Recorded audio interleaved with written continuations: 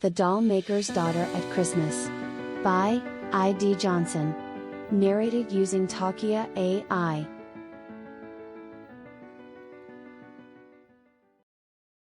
Chapter 2. A merchant, who had 3 daughters, was once setting out upon a journey. But before he went he asked each daughter what gift he should bring back for her. The eldest wished for pearls, the second for jewels, but the third, who was called Lily, said, "Dear father, bring me a rose."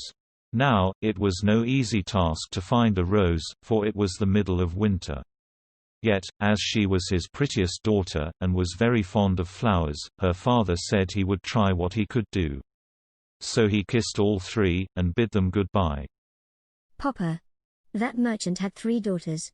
Just as you have 3 daughters." Serendipity laughed as she sat upon her father's knee, listening to his deep voice portray the tales of the brothers Grimm, in full spectrum. "So he does," Rudolph Fizzlestitch confirmed, absently rubbing his nose. "but I'm sure that his 3 daughters are not nearly as beautiful as mine." He laid the book aside for just a moment and smiled at the sweet face of his youngest daughter, her blonde curls pulled into sharp braids behind her ears, just the way her mother liked them. Serendipity giggled, looking up at the ruddy face of her dark-haired father. "When shall I learn to read, Papa?" she asked, shifting her eyes to the much-loved volume as it sat on the end table next to Papa's comfy chair. Across the room from them, on the much-loved bookshelf, sat volumes by Clement C. Moore, Lewis Carroll, and Serendipity's very favorite, Hans Christian Andersen. "Soon?" Rudolph confirmed. "You're going on 5 years old now. Both of your sisters learned when they were about your age. Have you been studying the ABC book I brought you from my last trip?" Serendipity glanced across the room at where the volume poked its spine out from the shelf, its binding already showing somewhere. "Yes, Papa," she nodded. "I've been looking at it each day. I have asked Charity and Grace to help me with my letters, but they are always so busy with their own lessons."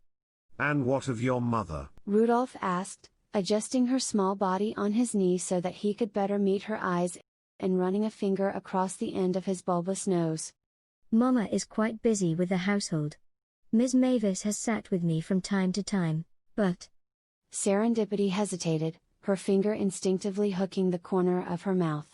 Rudolph gently tugged her hand away. "What is it, darling?" "Well, sometimes, some of the letters look exactly the same. And sometimes I think the book has grown new letters, ones that weren't there the day before."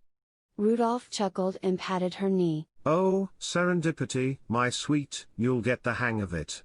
I promise. As soon as I get back from my next trip, I will take some time off, and I shall work with you myself." Serendipity's face lit up. If anyone could teach her to read, it was her father. "Do you promise?" she asked, clasping her hands in front of her chest.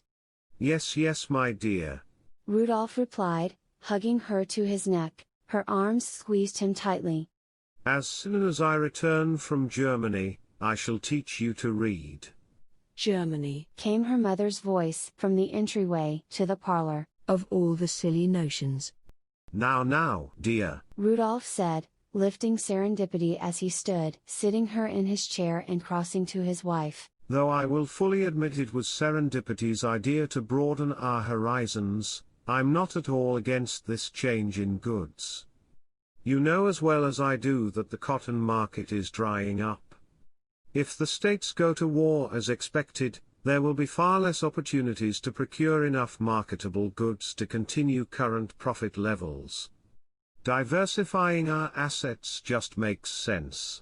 Prudence Fizzlestitch shook her husband's arm off of her shoulder and took a few steps into the room. "Rudolph, you can spring those jargon-laced phrases on our associates as much as you'd like to, but I for one know that the only reason you chose to explore the bisque doll market is because of this young lady right here. She has you completely wrapped around her finger." Serendipity's eyes widened. Her mother was a tall, thin woman with proper shoulders and a pointy nose. Though she had often witnessed pats of affection and confirming glances aimed at her sisters, she had very few remembrances of tenderness, and while she often supposed that her mother had possibly loved her once, when she was an infant, that time had long since passed, for some reason completely unbeknownst to her. Though she was never cruel, she was often sharp and impatient, always choosing to side with Charity and Grace, whenever there was the slightest possibility that Serendipity had remotely wronged either of them. However, staring into her mother's blackened eyes, the kind voice of her father reassured her that she was loved, and his fondness for his youngest daughter more than made up for any disdain seething from her mother. Prudence? Rudolph chuckled, absently stroking his nose again, leaving it a familiar shade of red. To be sure, our sweet girl did have some influence on my decision. After all, no one loves her dolls more than our little Serendipity. But I do not make business decisions based on the whims of we tots.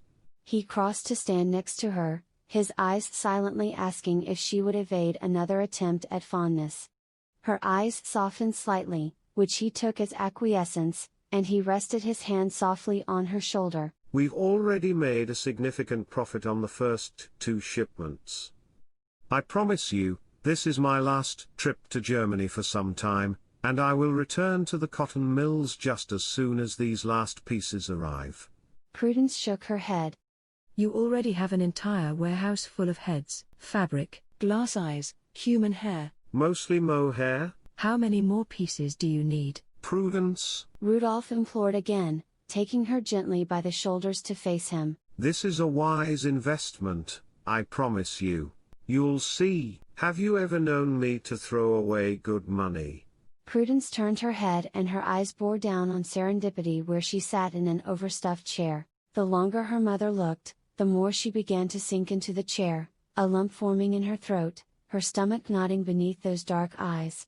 After what seemed like ages to the small child, her mother returned her stare to her father and said calmly, I only hope you haven't let the dreams of a little girl destroy our fortune. Rudolph Fizzlestitch laughed, his smile reaching his eyes. I haven't, I assure you. After all, I named her Serendipity for one simple reason. She is our fortune. And giving his wife one last squeeze, he turned to his daughter, still laughing, scooped her up in his arms, and began to dance her around the room.